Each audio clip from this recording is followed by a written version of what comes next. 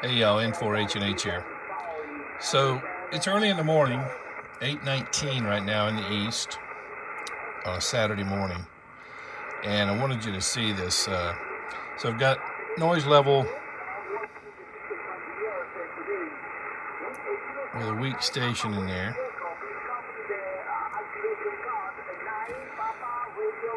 I'm listening on the doublet, 160 meter doublet. Now it is normally my best antenna on this band, although the ZS6 BKW sometimes wins. I just changed the antennas to my off-center fed dipole. It rarely beats the other two. But, you know, that just shows you band conditions shift, time of day matters, time of year, time of sunspot cycle. But, you know, in general, the off-center fed dipole does not beat my doublet or my ZS6 BKW. But this is why I have multiple antennas. Sometimes in a certain direction, you have a better lobe off one antenna versus the other. This is a special. Right now, the La Boca Beach activation, the La Boca Beach. Please visit your website, beachesfromtheearth.com. Is all information about the activation beach. Something about a beach activation.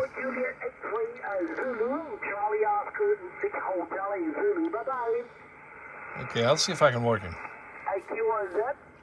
November 4, Hotel, November Hotel. November 4, Hotel, November Hotel. And you report 5 and 9. Beautiful signal copy, QSL. QSL, thank you so much there, Hugo. You are also a 5'9" here in Atlanta, Georgia. Thanks for picking me up. 73 from N4H&H. Okay, got it. November 4H, November H. Please copy my activation code, 9 Papa Radio Charlie, QSL.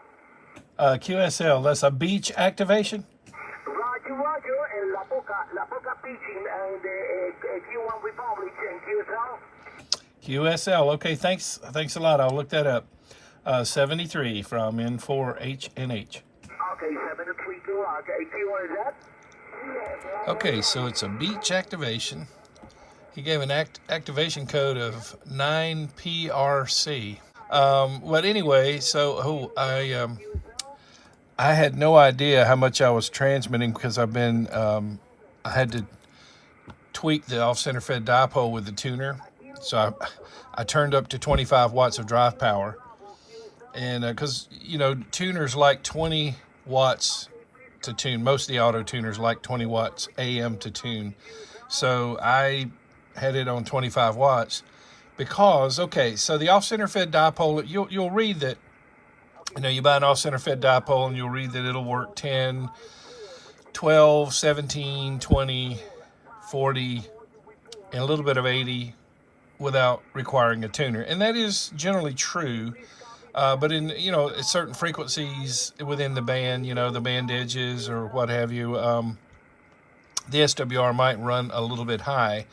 And in fact, on this one, maybe it's because of all the rain we've had, but right now at 14.225, the SWR was about a 1.8. So I went ahead and touched it up with the tuner over there in the Elecraft KPA 1500. Well, when I transmitted to him just now, I was at 1100 watts. I didn't really mean to do that. I try to keep it around 6 to 800 at the most. But because when you run an amplifier like that, much lower than that, you're really not saving anything. It's not very efficient, really. So I try to keep it in its happy zone, but I don't, you know, overdo it because honestly, the difference between 800 watts and 1500 watts is not huge. But anyway, I was running 1100 watts, just so you know. Full disclosure there. Yeah, his name is Hugo, Charlie Oscar 6 Hotel Zulu. And let's see. I don't think my log, I didn't have my mouse in the right field, and when I clicked the F2 key to log him with Ham Radio Deluxe, it didn't log the exact time, but I'm going to guess at it. Yeah, you know, most of the contest things, this is not really contesting, I don't contest, but like Summit's on the air, if you're within plus or minus 30 minutes, it's okay. But it's 24 after the hour, so I'm going to say that that was probably 3 minutes ago. And I'm going to fix that. But so, yeah, you know, so you get to see me chase a special event, and I guess you could call him DX, although it's Cuba. There we go. Got my lock fixed, and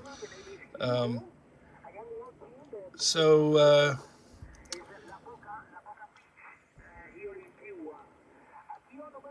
okay, you got to see the fact that the off-center fed dipole sometimes wins. That's why there are 3-wire antennas out there.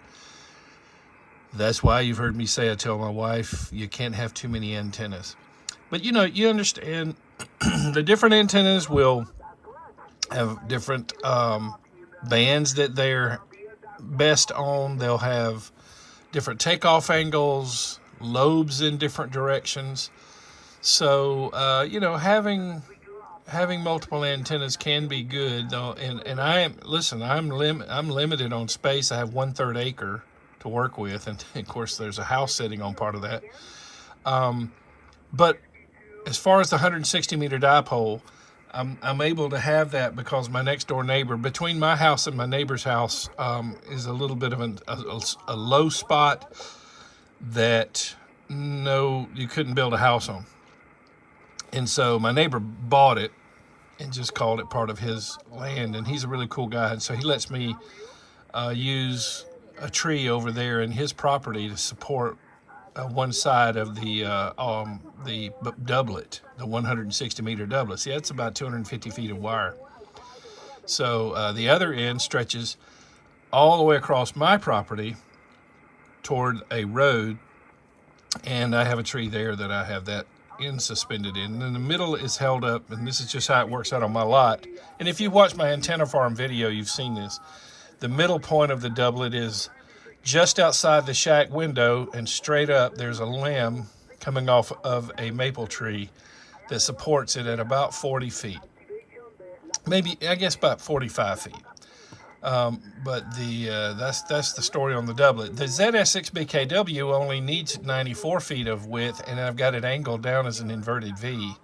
So I was able to fit it in my 1/3 acre. And the off-center fed dipole is running perpendicular to the other two. It's actually higher up. It's about 52 feet. It is also inverted a little bit. It's at about 150 degree angle at the apex, which is actually recommended.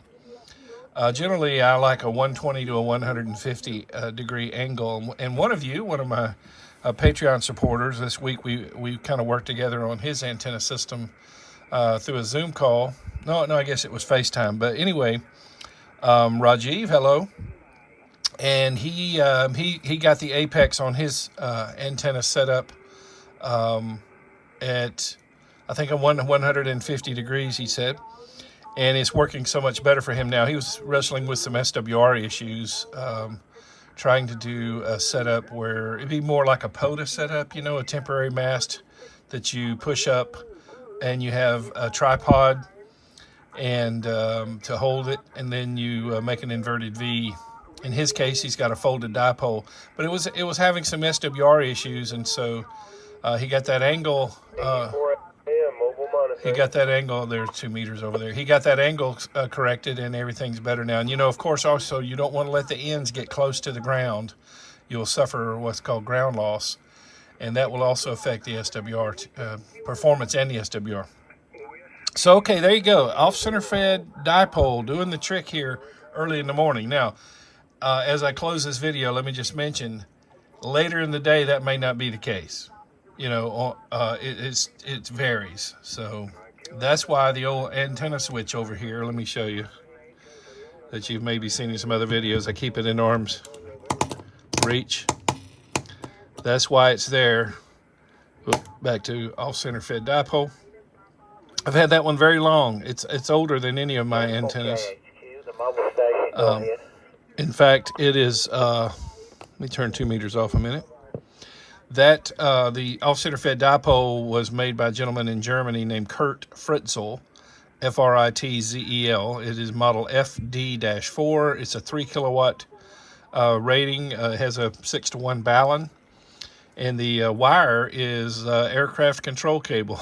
It's pretty robust. And, out here where I have to mount, I mean, I literally have to thread my antenna through tree limbs, shooting a slingshot, pull it over, shoot slingshot, pull it over, and until they're up. And I've actually had that antenna snag limbs, and I just gave it a yank, and it broke the limb. So it's been a tough antenna. So I've had it since the early 90s, just to give you kind of a point of reference here. So it still performs, and very, very pleased to have that one as a backup.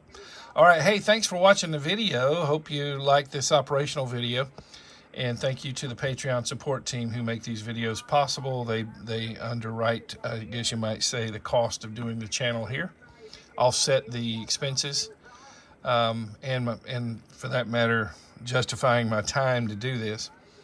So thank you for watching. Thank you to the Patreon support team. I'll put the link if you want to join that team at the bottom here and help contribute to future videos. And for that matter, I'm in the hole on past videos, so that would help too. But I'll put that link here at the bottom of the screen. If you would, please click that like button from that you'll see there for YouTube, little thumbs up. That helps, doesn't cost you anything, but it helps us with YouTube's search algorithm, so much appreciated if you would do that for me. And consider subscribing to the channel. If you do subscribe, be sure to click the notification bell, and you won't miss another video. You'll receive a notification. I generally upload 2 videos a week. Once in a while more, or once in a while less, but that's the general rule there. All right, and please do me a favor and consider sharing this video link on social media. Send a text message or an email to a friend, call them up in case you think they would find the video interesting. All right, thanks again for watching, and 73 from N4HNH.